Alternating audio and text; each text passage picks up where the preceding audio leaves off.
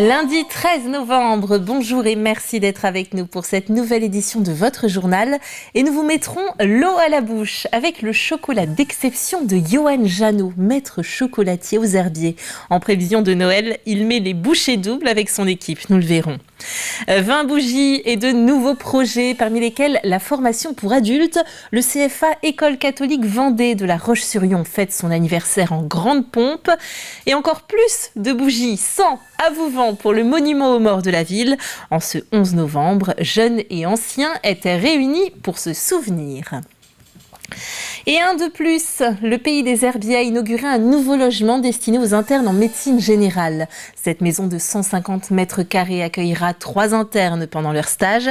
L'objectif, évidemment, est de leur donner envie de rester aux Herbiers après leurs études. Aujourd'hui, on n'a plus besoin de s'agrandir. On a un vrai internat ici dans ce logement. Et nous avons également, parce que nous avons un deuxième logement qui a été labellisé par le département. Celui-ci vient d'être labellisé à l'instant. L'autre est déjà labellisé maintenant depuis quelques mois. C'était un franc succès. On a largement de quoi accueillir aujourd'hui tous les médecins, tous les stagiaires en médecine générale qui souhaitent venir chez nous. Moi, j'ai été impressionné tout à fait d'abord de la disponibilité de ce logement pour les internes, qui certainement, pas que nous seuls, d'autres internes aussi qui peuvent se retrouver dans des situations de difficulté de logement pour pouvoir mener à mieux en fait leur stage. Et nous déjà sur place aussi en fait cette communauté de communes en fait met en place ce logement pour les internes pour qu'ils soient beaucoup plus à l'aise. Je pense que j'ai été impressionné et touché par ces gestes de solidarité. Et je ne vous apprends rien, Noël approche à grands pas, une période à ne pas louper pour Johan Janot, maître chocolatier aux Herbiers. Les fêtes de fin d'année représentent environ 45% du chiffre d'affaires annuel de la chocolaterie. Après de 2 mois des fêtes, les équipes sont renforcées. Chaque sujet en chocolat est mûrement pensé. Pour vous en rendre compte, regardez ce reportage signé Alix Lanos. Dans le laboratoire accolé à la partie boutique de cette chocolaterie, les lutins, pingouins et autres Père Noël sont en préparation. Noël représente environ 45% du chiffre d'affaires annuel pour ce chocolatier. Alors pour être prêt à temps, il a fallu recruter.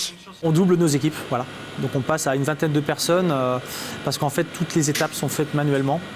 De la première pesée jusqu'à l'emballage et au nœud final, tout est fait à la main. On a vraiment une matière première noble et on se doit de la respecter et de la mettre en valeur. Et on ne peut pas se permettre justement de travailler longtemps à l'avance en ajoutant des additifs, des conservateurs. Donc ce cornet, nous on l'appelle la plume du chocolatier. C'est ce qui va nous servir à faire certaines écritures et à faire nos décorations de précision. Et si on s'approche un petit peu, on va vraiment découvrir que chaque Père Noël va être différent parce que toutes les décorations sont faites à la main. Des décorations pensées depuis des mois. Car si certains moules peuvent être fabriqués ici, les plus complexes viennent d'une usine extérieure. Et la commande pour ce Noël a été passée depuis déjà longtemps. On va partir d'un croquis, d'une idée.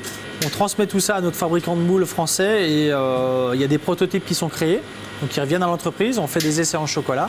Et d'un coup de crayon, on arrive à avoir des moules comme ça et avec une finalité comme ça. On a vraiment la tête en ébullition parce que notre métier, en fait, c'est un métier de passion, mais aussi on a de la créativité. C'est un gros rush et ça génère de la fatigue et beaucoup d'adrénaline. Mais après, on se dit vivement l'année prochaine et on commence déjà à évoquer quelques petites créations entre équipes. Pendant que Johan Janot pense déjà à ses prochaines créations des étoiles plein les yeux, Lucien termine sa ganache au café qui garnira des centaines de bonbons en chocolat que les plus gourmands mettront bientôt au pied du sapin. Une rigueur et un travail de qualité récompensés. Albert Chocolatier vient de recevoir la tablette d'or décernée par le guide des croqueurs de chocolat. Une épreuve très pointue et sélective. La tablette d'or est tout simplement le plus haut niveau d'excellence pour les chocolatiers. Pour nous, c'est le guide Michelin du chocolatier. Donc j'ai proposé 4 chocolats. Et à l'unanimité, ces 4 chocolats on ravit les palais de ce jury qui est très très pointu. Donc on va retrouver des œnologues, on va retrouver des nez de parfumerie, des gens qui sont vraiment très pointus sur le sujet. Et la tablette d'or pour nous, pour moi c'est presque le Graal et c'est comme si j'avais eu une étoile au guide Michelin. Et ça nous met ainsi un petit peu de pression parce que on a passé une étape, on a passé un palier. Et maintenant il faut savoir préserver ce côté élite de notre métier. Toutes nos félicitations. 20 ans, le bel âge pour le CFA École catholique Vendée, basé à La Roche-sur-Yon. Cet établissement est le premier CFA de l'enseignement catholique des Pays de la Loire en termes d'effectifs. Il fêtait en grande pompe ces 2 décennies en présence de 400 personnes et notamment de Marc Lièvremont, ancien sélectionneur de l'équipe de France de rugby. L'établissement offre la possibilité de se former dans les métiers du tertiaire, du bâtiment et bois, hôtellerie, restauration, soins à la personne, industrie, automobile ou encore transport et logistique. Cet anniversaire était aussi l'occasion d'annoncer une grande nouveauté. Quand on se place au niveau de l'entreprise, quelque part, le besoin de formation initiale est important, mais le besoin d'entreprise, c'est aussi la formation tout au long de la vie de ses salariés. Donc aujourd'hui, on vient annoncer une nouvelle marque, une marque Vendée Pro Compétences, qui regroupe à la fois notre CFA et le centre de formation continue, qui regroupe aussi nos établissements scolaires. Et on va proposer donc de la formation tout au long de la vie pour les entreprises. On a fait la formation pour adultes dans nos établissements, mais là, ce soir, ce qu'on annonce, c'est qu'on se regroupe sous la même égide, comme on l'a fait pour le CFA. Et vu l'ampleur qu'a pris le CFA aujourd'hui, on est maintenant le 3e CFA de Vendée. On vient aussi montrer aux entreprises qu'on va les accompagner sur la formation continue. Ouvrons une page sport et faisons un point sur la Transat Jacques Vabre. Les arrivées des ultimes ont commencé. Ils sont pour rappel partis avant les autres catégories. Et la victoire du Maxi Banque Populaire ce dimanche à 18h19 heure locale. Vous en voyez les images. Un peu moins de 5 heures avant l'arrivée du duo SVR Lazartique de François Gabard et Tom Laperche. Et pour parler des Vendéens, pointons cette belle performance de Xavier Macaire sur groupe SNEF, actuellement à la 2e position en classe 40, ainsi que Sébastien Simon et Iker Martinez sur groupe du Breuil en 2e position également, mais de la catégorie IMOCA. Du football, avec l'équipe de La Roche ESO qui s'est imposée face au leader Roubaix ce dimanche au stade de Saint-André-d'Ornay pour la 7e journée de Division 3 féminine. Dans la première période, la Vendéenne Emma Guillard écope d'un carton rouge suite à une faute, laissant l'équipe jouer à 10 contre 11. Mais les Lyonnaises, plus offensifs, domineront leurs adversaires jusqu'à l'ouverture du score par Mélanie Goutard à la 75e minute sur corner direct, permettant la victoire sur le score de 1-0. La Roche ESOF reste pour l'instant 3e du classement, mais avec un match de retard. Il y avait des choses qui étaient très, très belles, parce que beaucoup de détermination, beaucoup d'envie, à 10 contre 11 pendant plus d'une heure. C'était une prestation qui était plus, avec de l'envie, avec du cœur, avec de la générosité. Elles ont réussi à mettre en place ce qu'on fait toute la semaine, ressortie de balle, essayer de jouer ensemble, et puis défensivement d'être solide, d'être compact. Et je pense qu'on a réussi sur la stratégie qu'on avait mise en place. Je pense qu'on a réussi notre coup. Et on continue avec du rugby sous un temps qui n'a pas été très favorable. C'était la 7e journée de Fédéral 2. Le FC Lyonnais était opposé à Casteljaloux. La rencontre a dû se jouer donc sur le terrain synthétique côté boulevard Aragon, car le terrain d'Henri Desgranges était impraticable car détrempé. Et ce sont les Vendéens qui sont sortis vainqueurs de ce duel 21-18.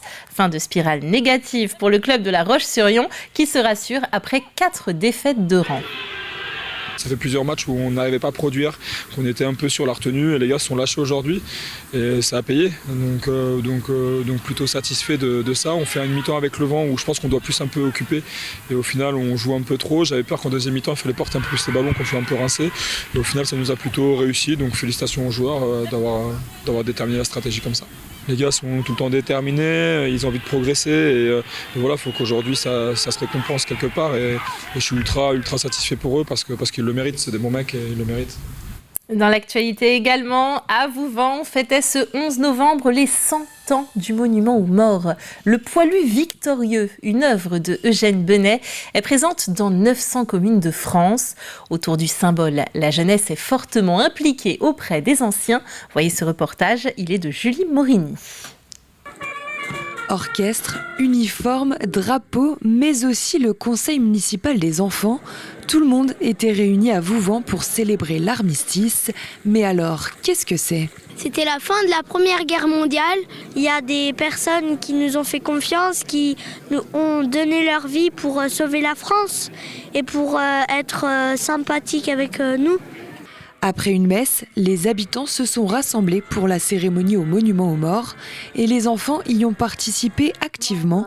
Appel des morts pour la France. Ogier Octave, mort pour la France. Et la Marseillaise. Le jour de gloire est arrivé. Un devoir de mémoire et une transmission nécessaire pour passer le flambeau. On fait participer les gamins de l'école le plus tôt possible, quoi. Et puis on les met avec nous, quoi. On les oublie pas, les gamins. Plutôt, il faut absolument commencer par là, par l'école, pour avoir ces jeunes avec nous plus tard, quoi. La population a répondu présente pour ces commémorations, dans ce village où 74 personnes ont perdu la vie pendant les 2 guerres mondiales. Je pense que la population a cette mémoire. Toutes ces familles vouvantaises présentes ont été touchées. C'est pas, la population n'est pas telle que l'on puisse y échapper. Mais toutes ces familles ont été touchées à un moment donné. Et je pense qu'aujourd'hui, tout le monde est parfaitement conscient du contexte mondial. Cette année, la cérémonie était double, puisqu'on commémorait également les 100 ans du monument aux morts. Cette statue du poilu victorieux est l'œuvre d'Eugène Bénet. Elle est présente dans 900 communes en France, dont Vouvant. Une exposition lui était d'ailleurs consacrée dans la salle des fêtes. Rendez-vous donc le 11 novembre 2024 pour la prochaine cérémonie. On jette un rapide coup d'œil à la météo avant de se quitter et rien de bien neuf puisque c'est encore de la pluie qui va nous attendre en ce mardi matin. Le temps s'assèchera toutefois un peu en fin de matinée. Côté température, vous le voyez, ça restera plutôt doux pour la saison. À noter un petit peu de vent jusqu'à 50 km/h sur les côtes. C'est la fin de cette édition. Merci d'avoir été avec nous. Retour de l'actualité comme toujours dans votre matinale à partir de 7h. Belle soirée sur TV Vendée.